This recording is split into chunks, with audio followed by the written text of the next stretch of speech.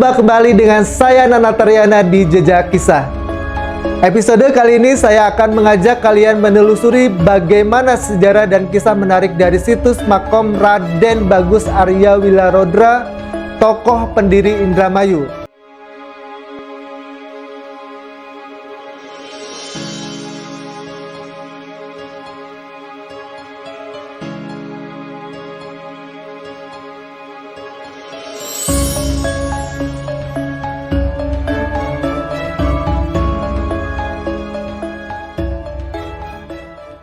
Kali ini saya berada di salah satu situs bersejarah di Kabupaten Indramayu, yaitu situs Makam Raden Bagus Arya Wilarodra. Kita akan coba eksplor ya, seperti apa sih cerita atau sejarah, mitos-mitos maupun peninggalan dan tradisi terkait dengan situs ini. Kita ikuti ya teman-teman.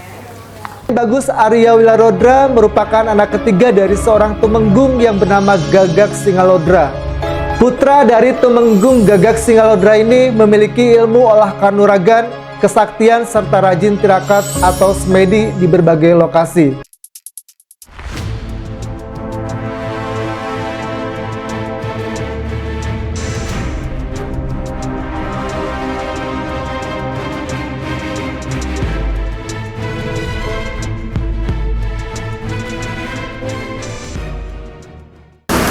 Oke teman-teman, kali ini saya udah berada di dalam situs Wilarodra. Kita akan ditemani sama Pak Tinus dari Dinas Pendidikan dan Kebudayaan. Nanti beliau akan memandu saya untuk mengeksplor situs Raden Wilarodra ini. Situs Makam Wilarodra ini adalah salah satu tokoh pendiri Kabupaten Indramayu, yaitu Raden Bagus Arya Wilarodra. Dia dikenal punya jiwa yang besar dan cita-cita yang luhur. Beliau berkeinginan untuk membangun sebuah negara yang dapat diwariskan kepada anak cucunya. Perjalanan Raden Bagus Arya Wilarodra menemukan Sungai Cimanuk tidaklah mudah. Di tengah perjalanan, dia kerap menemui berbagai rintangan. Hal tersebut sudah berjalan selama 3 tahun lamanya. Hingga akhirnya, dia menemukan sebuah sungai yang amat besar. Dalam sejarahnya, Raden Bagus Arya Wilarodra itu adalah seorang dari Bagelen, anak dari seorang tumenggung di daerah Bagelen, itu yang sekarang jadi daerah Purworejo. Nah, beliau itu mendapatkan wangsit bahwa untuk membabat salah satu pedukuhan yang berada di pinggir Sungai Cimanuk dan juga ditemani sahabatnya, yaitu Kitinggil. Kitinggil adalah sahabat daripada Raden Bagus Arya Wilarodra. Dan dalam situs ini juga ada makam Raden Sawardi, yaitu Wilarodra ketiga. Nah, dari situs ini sudah mengalami beberapa pemugaran. Yang pertama dari tahun 77 atau 78, kemudian di tahun 2000 dipugar, dan seperti nanti kita lihat kondisinya saat sekarang. Mungkin itu sekilas tentang siapa Raden Bagus Wilarodra. Nanti akan lebih jelasnya ataupun lebih ininya kita berada di lokasi beliau, di makbaro beliau. Makam ini adalah makam-makam daripada kerabat-kerabat dan juga makam daripada para sesepuh-sesepuh yang ada di Indramayu. Dan nanti kita akan bisa lihat situs yang ada di dalam, itu ada kurang lebih 7 makbaro ya, ada 7 makbaro, terus ada 7 makam. Makamnya Raden Bagus Arya Wilarodra, makam Kitinggil, kemudian Raden Sawardi, juga Raden Wiradibrata, ada Nyimas Ratu Inten, Raden Driantaka dan Surantaka. Dan siapa-siapa beliau nanti mungkin akan kami jelaskan lebih lanjut lagi. Di keesokannya, ia bertemu dengan Ki Buyut Sidum. Ki Buyut Sidum pun memberitahunya bahwa sungai besar itu bukanlah Sungai Cimanuk yang selama ini ia cari. Ki Buyut Sidum lalu menyuruh Raden Bagus Arya Wilarodra untuk menyeberangi sungai itu dan kembali ke arah timur. Tak hanya itu, Raden Bagus Arya Wilarodra juga diminta untuk mencari seekor kijang yang memiliki tanduk emas dengan mata menyerupai berlian. Lalu ikuti kijang tersebut. Raden Bagus Arya Wilarodra pun menyanggupinya. sampai akhirnya ia bertemu dengan Dewi Larawana dan memaksa Raden Bagus Arya Wilalodra untuk mempersuntingnya. Namun ia menolaknya dan membuat Dewi Larawana marah, kemudian menyerangnya. Seketika Raden Bagus Arya Wilalodra mengeluarkan senjatanya. Gadis itu pun lenyap dan muncul seekor kijang yang dimaksud oleh Ki Buyut Sidum.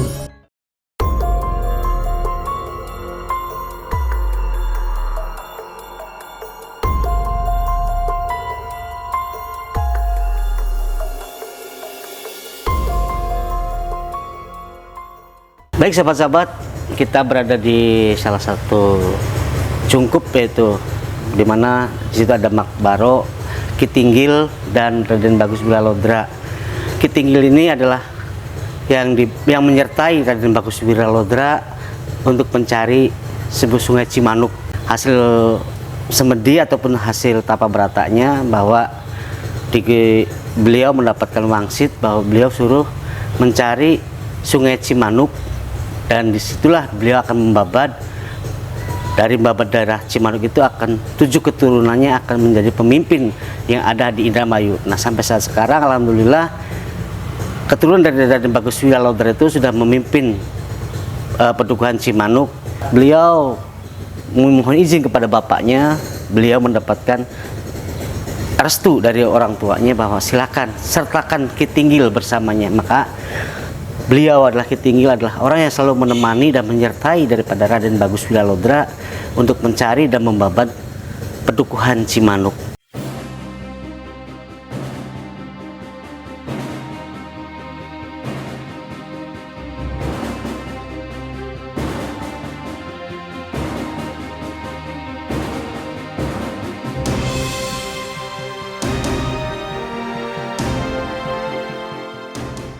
Dalam buku Babat Dermayu, beliau bertapa itu kurang lebih dapat 3 tahun lamanya. Setelah dapat 3 tahun mendapatkan wangsit, ya tadi saya katakan awal bahwa beliau suruh membabat tanah di seberang Kali Cimanuk dan membuat sebuah pedukuhan secukupnya untuk keturunan-keturunan di kemudian hari. Nah, kalau untuk tahunnya dalam buku Babat Dermayu itu ada salah satu tersirat itu tahun 1527, lebih abad 15. Nah, beliau memimpin Indramayu sampai dengan kurang lebih dari keturunan-keturunannya yang terakhir yaitu Raden Krestal yang memimpin Indramayu sampai dengan 1500 sampai dengan 1700 dan 1800. Wilalodra pun segera mengejar kijang itu, tapi tiba-tiba kijang itu lenyap di dekat sungai besar. Ia pun tersadar bahwa itulah sungai Cimanuk yang ia cari. Ia dan Ki Tinggil langsung membuat sebuah gubuk dan membuka ladang serta menetap di sana. Gubuk tersebut kemudian berkembang menjadi sebuah pedukuhan dan banyak didatangi orang. Pada saat itu, tepatnya pada hari Jumat Kliwon tanggal 7 Oktober 1527, diresmikan Pedukuhan Cimanuk yang diberi nama Dharma Ayu. Peristiwa inilah yang kemudian ditetapkan menjadi hari jadi Kabupaten Indramayu.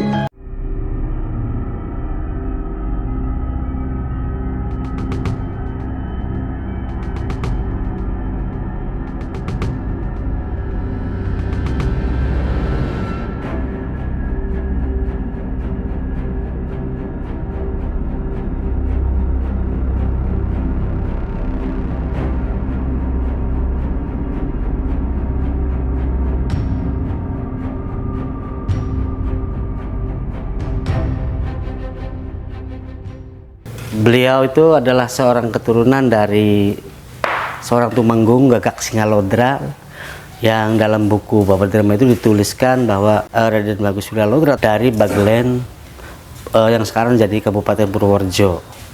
Nah, beliau pada saat muda ya selalu mengolah kanuragan dan olah suku pada kanuraganya, dan setelah mendapatkan wangsit maka beliau juga tadi saya katakan mohon izin kepada bapaknya untuk membabat sebuah pedukuhan yang berada di Sungai Cimanuk. Oke teman-teman, kita akan ngobrol ya dengan juru kunci di sini, yaitu ada Pak Yadi dan Pak Oyo terkait dengan situs ini. Kalau yang berkunjung ke sini itu dari mana aja, Pak? Ya, kebanyakan sih dari daerah Indramayu aja. Dari Indramayu ya. Di luar itu nggak ada? Ada kadang-kadang dari Bekasi, dari Kerawang. Pada hari-hari apa saja biasanya pengunjung banyak yang datang ke sini, Pak? Ya, pertama kalau Jumat Kliwon yang banyak tuh. Terus kalau hari-hari libur kadang-kadang ya. Nah, ada acara-acara budaya atau tradisi nggak di sini, Pak? Hari jadi Kota Indramayu, tahlil bersama tiap Jumat.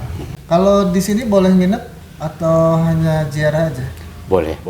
Nah, Pak Tinus, Siap. di sini selain tadi ada acara malam tahlilan malam Jumat Kliwon ya, ada acara apa lagi, Pak? Oh ya, biasanya di makam Wira Lodra itu juga ada acara haul. Haul itu memperingati wafatnya beliau, walaupun memang kadangkala kita tidak tahu kapan dan sampai, tapi kadangkala dikaitkan dengan hari jadi, dengan kaitan hari jadi, dan makanya diambil bulannya itu adalah bulan Oktober. Nah, karena masih dalam rangkaian hari jadi. Di samping tadi yang disampaikan ziarah rutin oleh Forkopimda, dan juga acara tahlil, dan juga acara haul. Semua masyarakat ya, kalau daerah lain mungkin ada ngunjung ya, acara Ya, munjung buyut ya. Iya, munjung buyut tuh ada. Oke. Kita di sini ada munjung buyutnya. Tadi kita sudah ke makam Wira Lodra dan makam Ki Tinggil, dan kita ke makam Bagus Raden Bagus Wasawardi. Nah, beliau itu adalah Wira Lodra ketiga. Nah, ini ada Raden Sawardi. Raden Sawardi adalah bergelar Raden Wira Lodra yang ketiga. Dan ini adalah putranya Raden Wiradibrata. Sosok beliau itu adalah seorang pemimpin yang sangat tegas, arif. Juga beliau ini tidak pernah bersikap pilih kasih pada siapapun, dan juga tidak pernah merendahkan seseorang, baik itu dari kebawahannya ataupun ke siapa. Dan beliau itu sangat tegas dalam memimpin Pedukuhan Cimanuk itu.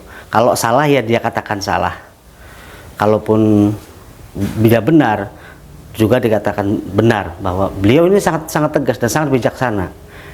Dan keberpihakan beliau terhadap tanah Indramayu ataupun tanah Pedukuhan Cimanuk itu sangat besar, dan beliau siap melawan siapa saja kalau memang dia anggap bahwa akan merusak daripada Indramayu atau Dharma Ayu pada saat itu yang telah dibangun oleh para leluhurnya atau para pendahulunya.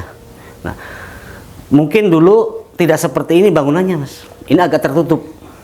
Ini lebih agak tertutup, dan hanya ada bagian depan itu sorja ya, sorja ataupun jendela yang bergaris-garis kayu. Dan di tahun 2010 dirombak dan direnovasi, bahkan di sini dipugar seperti ini.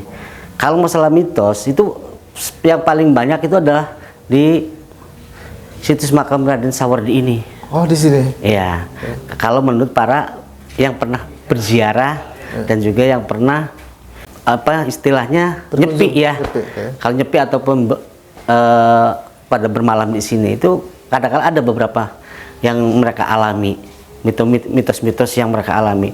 Bahkan ada sempat ya macam-macam lah. Tapi alhamdulillah selama ini para juru pelihara tadi dan juga termasuk saya juga belum pernah beliau ini menampakkan hal-hal yang kurang berkenan. Memimpin tanah Indramayu tapi sebelum menjadi kabupaten, itu Pedukuhan. Pedukuhan ya? Iya, Pedukuhan Cimanuk. Dari catatan kolonial ataupun catatan yang ada di kita sendiri, itu tidak ada tertulis tahun periodiknya. Tidak tertulis. Jadi sampai tahun berapa, cuma yang ada itu mulai dari Kartawijaya.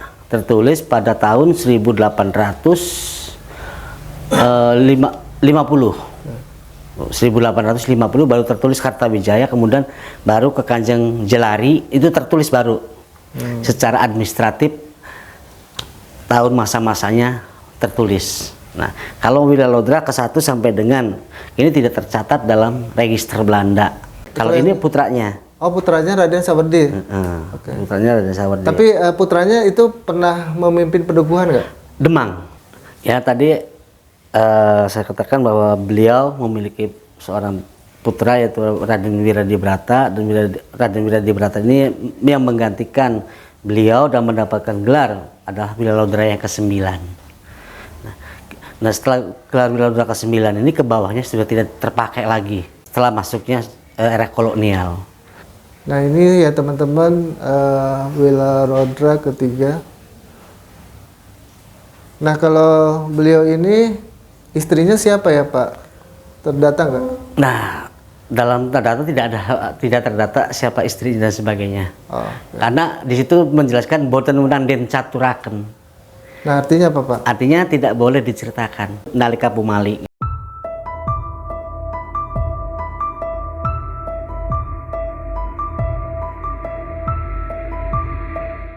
Tadi sudah kita ke makam Raden Wilalodra dan Raden Sawardi. Nah, ini adalah masih di kawasan situs makam Wilalodra. Nah, di sini adalah makam Nyimas Ayu Ratu Inten. Nah, Nyimas Ratu Inten itu ada yang mengatakan adalah ini cerita rakyat bahwa ini adalah istri dari Wilalodra, tapi ada cerita lain mengatakan bahwa ini adalah istri daripada bibinya daripada Raden Wilalodra. Jadi masih apakah Nyimas Ratu Inten itu adalah betul istrinya Raden Bagus Wilalodra, ataukah ini adalah bibinya Raden Bagus Wilalodra. Jadi Nyimas Ratu Inten juga dalam buku Babadarmayu tidak diceritakan beliau ini siapa. Nah, dan di sini juga ada keponakan daripada Raden Sawardi ataupun Raden Wilalodra, itu Raden Sutamerta. Nah, Sutamerta adalah seorang senopati pada saat kepemerintahan Raden Sawardi. Sutamerta. Nah, Sutamerta adalah seorang senopati dan juga kepercayaan daripada keluarga Raden Bagus Wilalodra. Dan ini adalah Driantaka, juga sama kedudukannya. Masih keponakan dan juga masih kerabat daripada Raden Bagus Wilalodra, baik yang pertama sampai dengan yang ketiga.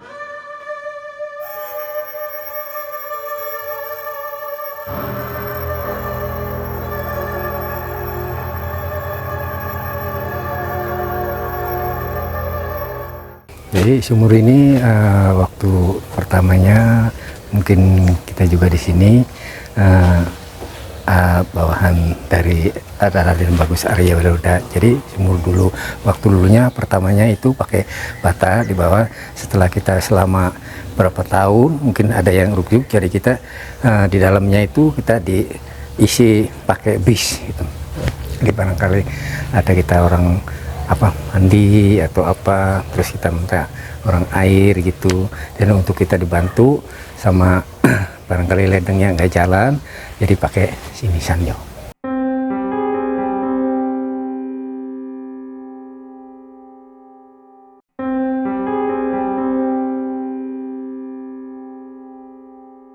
Kedalamannya ada sekitar 5 meteran.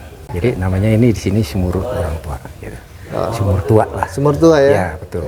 Pak, biasanya kalau sumur ini orang menggunakannya untuk apa aja? Ya, kadang-kadang kita orang minta untuk kadang-kadang untuk apa ya, di sawah katanya gitu. Mungkin Untuk sawah, mandi?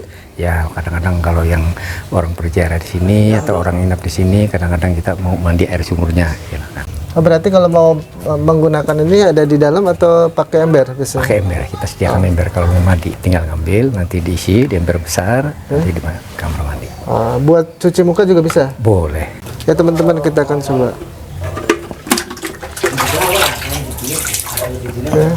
Ya, ini airnya teman-teman. Seger ya airnya, Pak ya? Alhamdulillah. Oke sahabat Jejak Kisah, itu dia tadi penelusuran saya di situs Raden Bagus Arya Wilalodra. Saksikan terus Jejak Kisah episode selanjutnya. Jangan lupa like, comment, share, dan subscribe. Sampai jumpa di episode selanjutnya.